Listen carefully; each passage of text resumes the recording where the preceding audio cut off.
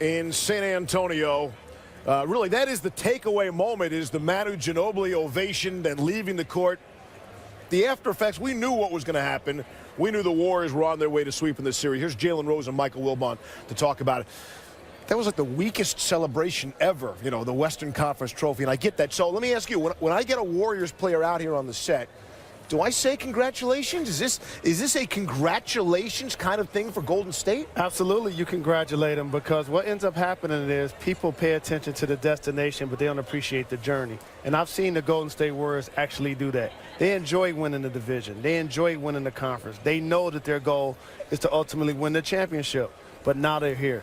And they showed a different level of discipline and focus by being undefeated at this point. Yeah, I talked to Draymond Green at length yesterday, Steve, and he talked about how even leading 3-0 last year and the year before were different this year. It was a business-like approach. And I actually said congratulations to Draymond and Steph Curry as they were walking off the court. They had smiles on their faces. They were fine.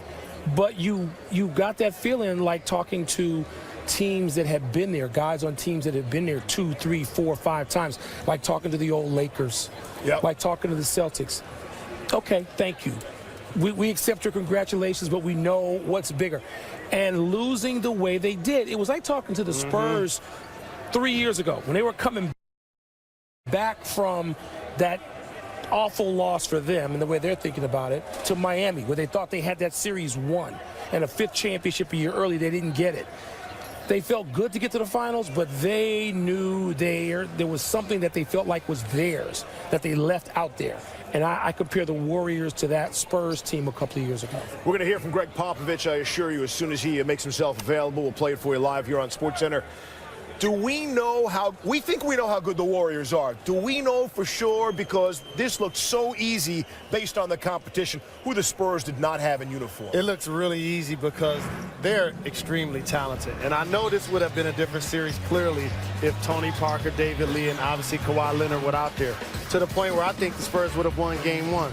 But these Warriors have 4 All-Stars, and 3 of them played as such the entire series. In particular, that gentleman, Kevin Durant, who, by the way, has lost to LeBron James in the NBA Finals. Who's the interim coach? Mike Brown used to coach LeBron James in Cleveland. And the Golden State Warriors team, who lost to LeBron for the first time after being up 3-1 in the NBA Finals. And they saw them lose last night. And in their heads, they're saying, you know what, we could get a leg up on them. We have home court advantage. June 1 is coming. We're going to make sure that we're ready. And they really did a great job of taking care of business. Cleveland sort of stole some of Golden State's thunder through the first couple of rounds, right? I mean, the way they were crushing people, particularly the way they went through Boston through 2 games, you stopped talking about the Warriors and you had to divert your eyes to LeBron James and the Cleveland Cavaliers, and they became the story. Well, that loss sort of changed the narrative a little bit, and now you have the Warriors finishing here. They now get to rest and go home and not have to worry about sprained ankles, while Cleveland's got to worry about that for another couple of games at least. So all of a sudden, it's so incredible how quickly things can shift in the playoffs. Mark Jackson and Jeff Van Gundy, of course, were on the call of the game broadcast, along with Mike Breen and Doris Burke. So, fellas, what do you guys want to do for the next 9 days? Relax. I've already relaxed. I don't know. I think I'm going to start a weightlifting program. Really? It seemed rather easy, like the Warriors really could relax through this 4-game sweep. And again, that's not a knock on San Antonio, but because of who the Spurs had available. I just asked these guys, do we know for sure how good this Golden State club is based on who they've played to sweep to this point in the postseason? Well, I don't. Listen, the Spurs series could have been different with Leonard, certainly more competitive. But you can rest assured this is a great team. It's been put together with unique talents, and offensively they are so dynamic, and defensively versatile as any team. So yeah, I think we know how good they are. I think they're a great team, certainly. And you think about the 4 All-Stars that Jalen was referring to. I think the only concern is their depth, but they get away with it because of the versatility, so they can keep 2 or 3 guys on the floor with their bench. So this is an outstanding team that's going to be a tough out. Guys, is there any concern they could handle, let's say, the Cavaliers somewhat easily in the next round? We're all talking about these 2 superpowers in a 7-game NBA championship finals series. Is there any chance the Warriors roll through them too? Well, I look at the Cavaliers or the Celtics, 2 teams that have had outstanding seasons. And if you look at the Cavaliers, who's the favorite, I would never say a team led by LeBron James is going to be an easy out. This team is a dangerous team. You add Kyrie Irving and Kevin Love and the way they're playing. And Boston, I'm not going to count them out either. I think it'll be an exciting finals either way. Well, I think Cleveland obviously has played at an extraordinary level so far in the playoffs.